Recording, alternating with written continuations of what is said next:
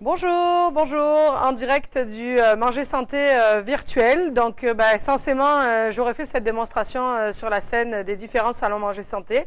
Donc aujourd'hui, je vous la propose ici dans notre belle boutique Thermomix de Québec. Je vous présente, mes amis, ici les Thermomix. Vous devez connaître ça. Le Thermomix, ça fait plus de 60 ans que ça existe. C'est un produit franco-allemand importé depuis plus de 20 ans au Canada. Ça fait un moment. Un Thermomix, qu'est-ce que c'est? Ça a l'air d'être un robot culinaire.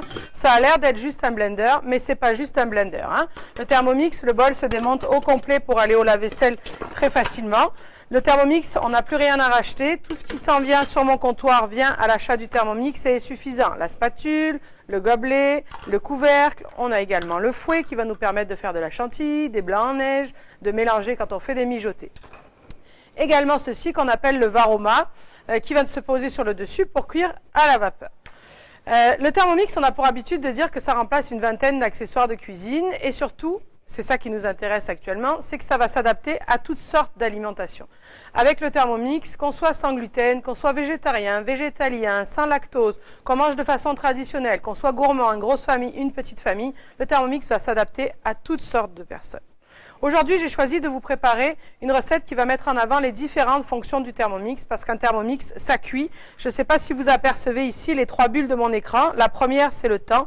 La deuxième, ce sont des degrés Celsius, ça veut dire que ça va nous permettre de cuire pour vrai. On a des vraies températures jusqu'à 120 degrés Celsius, puis Varoma pour la cuisson vapeur. Puis la troisième bulle, c'est la vitesse de rotation de la lame qui, comme on va le voir tout à l'heure, va nous permettre de faire notre propre farine. Donc aujourd'hui, je vous propose un gros ragoût végétarien. Alors on va commencer par mettre à mariner nos ingrédients. À l'intérieur de mon Thermomix, je viens placer le poivron. Vous avez remarqué, le poivron pratiquement entier. Puis on vient ajouter du tofu, j'ai choisi. On referme notre Thermomix, puis seulement quelques secondes en vitesse 5. Voici ce que ça nous donne. Ajouter du curry, du curcuma, un peu de gingembre, de muscade. On va venir ajouter une canne de pois chiches pour avoir donc nos protéines, évidemment, avec les pois chiches et le tofu. On va s'ajouter quelques raisins secs pour donner un petit air indien, puis un petit air sucré-salé à la recette. Puis, un petit peu d'huile d'olive.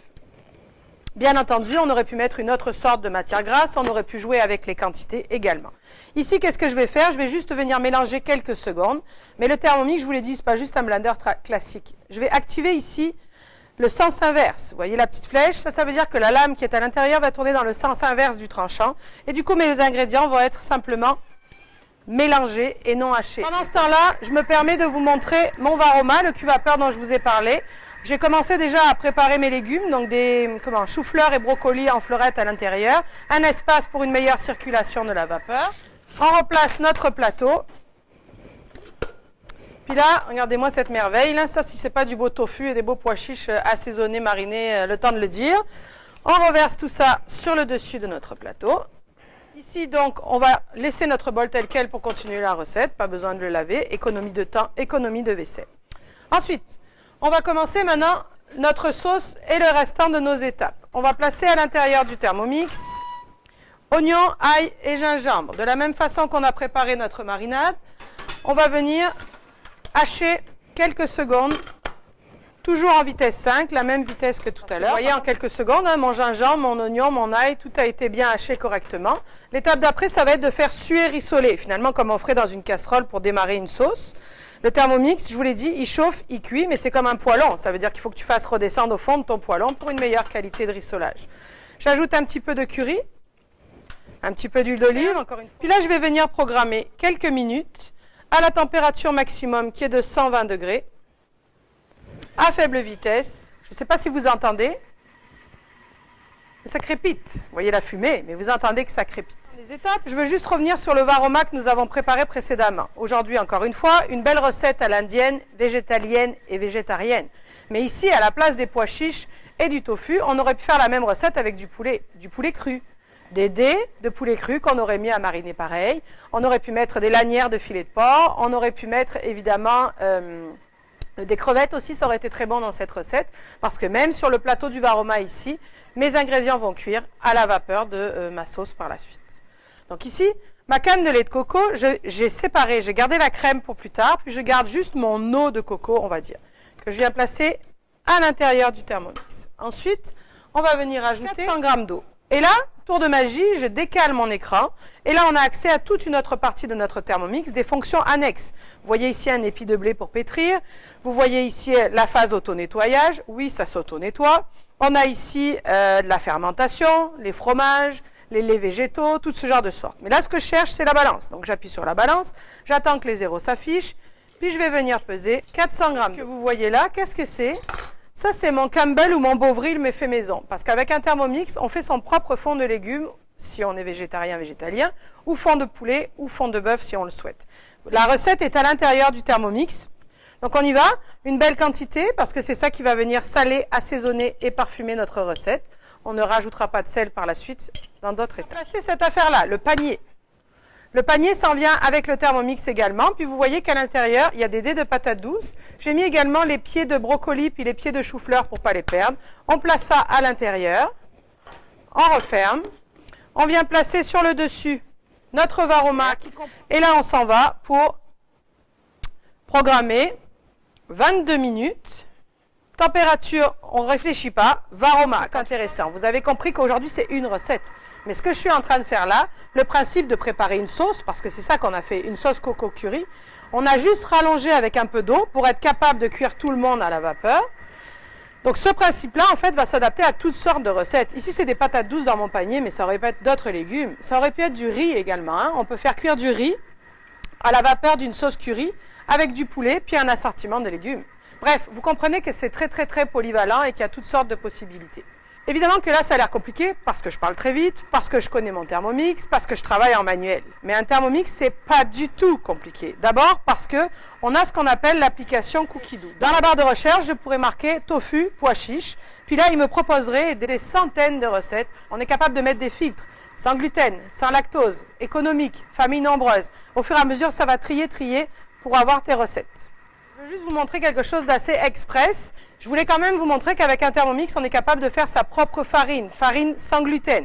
Donc ici, on va venir appuyer sur la balance, puis on va venir peser environ 300 grammes de riz. Donc là, ce qu'on va faire, c'est qu'on va pulvériser à l'aide de la vitesse maximum, la vitesse 10, 2 fois 1 minute. Ok, donc au bout de 2 fois 1 minute vitesse 10, regardons de quoi a l'air notre belle farine de riz fait maison. Pas pire, non? Puis vous comprenez que si on est capable de faire de la farine de riz, ben ça veut dire que des pains sans gluten, des biscuits sans gluten, c'est extrêmement facile, on les fait à la demande. Ok, voyons donc de quoi ça a l'air. On ouvre notre varoma en retirant notre couvercle, on peut l'attraper à pleine main, c'est chaud mais c'est pas brûlant parce que c'est fait exprès, c'est un plastique alimentaire fait pour ça. On va aller s'occuper à l'intérieur de notre bol pour le moment. Donc là, on a notre panier avec nos légumes, on va venir utiliser notre spatule qui a un cran vers ici, pour venir renverser nos légumes à l'intérieur de notre bol, à l'intérieur de notre sauce. Donc on reverse comme ceci, de façon très sécuritaire, refermé, et on s'en va pour préparer notre soupe. Vous vous rappelez la fonction 10, la pulvérisation pour notre farine, ben c'est elle que je vais utiliser maintenant pour pulvériser ma soupe. N'importe quelle soupe, plus aucun morceau. Ok, ici donc, au bout d'une minute, on a obtenu un velouté de pommes de terre douces, patates douces, parfumées légèrement avec le curry. Regardez voir la belle texture de cette soupe. Ce que je fais, c'est que je me garde un peu de soupe, au fond du bol pour venir faire ma soupe. À peine un fond, ma sauce, ben décidément, je m'embrouille dans mes mots. Ici, je viens rajouter la crème de coco qu'on avait gardée tout à l'heure. Vous vous rappelez, on avait mis l'eau de coco dans la recette. Ici, la crème de coco pour renforcer le goût de coco dans ma sauce. Puis ici, un peu de coriandre fraîche. Puis je vais de nouveau venir pulvériser quelques secondes et on aura une belle sauce pour verser par-dessus notre ragoût. Hey, c'est gros, non?